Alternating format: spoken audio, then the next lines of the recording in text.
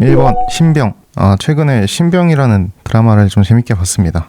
유튜브에서도 엄청 재밌게 봤었는데 그 생활반이나 이런 게 정말 제가 군 생활했을 때랑 비슷하고 잘 때 그 빨간색 등 들어오고 뭐 그런 것도 비슷하고 참 재밌었습니다. 그러면서 이제 군인의 본질이 뭔가 하는 생각이 들더라고요. 제가 군대를 갔을 때는 그냥 사실 별 생각 없이 다들 가는 나이에 군대를 갔고 일단 견디고 버텨서 전역까지 했지만 다시 돌아간다면 어떤 본질을 가지고 군 생활을 했어야 했을까? 지금 군 생활하는 군인분들은 어떤 생각으로 시간을 보내면 좋을까? 나름 고민을 해봤습니다. 2번 군인의 본질은 보호. 제가 생각해본 결과로 군인의 본질은 보호가 아닌가 싶습니다. 일단 군대라는 것의 존재 이유 자체가 북한 또는 다른 적들로부터 우리 국민을 지키고 국민들의 생명뿐만 아니라 일상과 자유를 지키기 위해서 존재를 하죠. 그래서 모든 훈련, 어떤 작전, 대민 지원 이런 일련의 활동들을 다 이 본질에 맞게 수행하는 게 중요하다고 생각을 했습니다.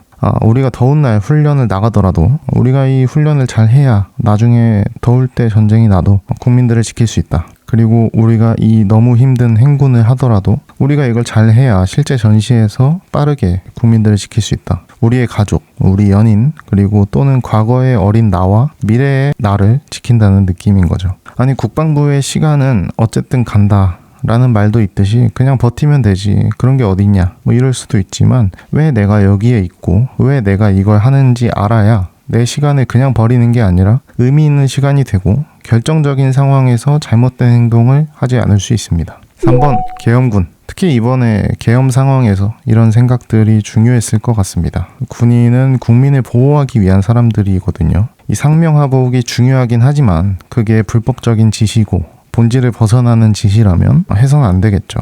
본인들을 찍는 기자의 핸드폰을 뺏고 손을 뒤로 꺾어서 케이블 타이로 묶으려고 하고 벽에다가 밀치고 이런 건 사실 군인들이 철학 없이 그냥 시간만 보내고 월급만 받기 때문에 생기는 문제이지 않을까 싶습니다. 그래서 남들이 말하는 이유, 남자니까, 가야 되니까, 돈 벌려고 이런 이유들을 그냥 그대로 받아들고 살 게 아니라 왜 남자라서 군대를 가는 걸까? 왜 군인을 하는 걸까? 왜 돈을 받는 걸까? 이런 철학적인 질문들을 통해서 남들의 이유를 분해하고 다시 나만의 이유로 조립을 해서 나의 생각들로 나를 구성하는 것이 필요할 것 같습니다. 4번 해병대. 저는 이제 해병대를 나왔습니다. 근데 해병대가 평판이 그렇게 좋지는 않죠.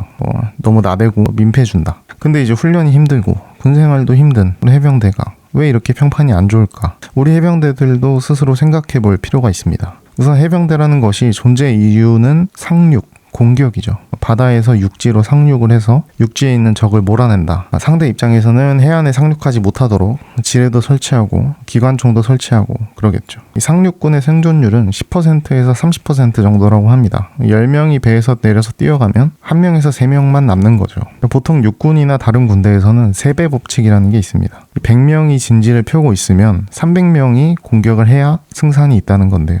그래서 우리 군대 체계가 보통 이 3배로 구성이 되죠. 3개의 분대가 모여서 1개 소대가 되고 3개 소대가 모여서 1개 중대가 되고 이렇게 구성이 됩니다. 근데 이제 상륙군의 생존율은 10% 정도이기 때문에 거의 10배의 병력이 필요하겠죠. 그만큼 90%는 죽기 때문에 해병대는 생존율이 낮습니다. 죽더라도 뛰어나가는, 옆에서 죽어도 앞으로 뛰어나가야 되는 공격성을 훈련받게 됩니다. 그러다 보니까 일반인들이 보기에는 너무 오버하고 너무 공격적이고 너무 사나운 거죠.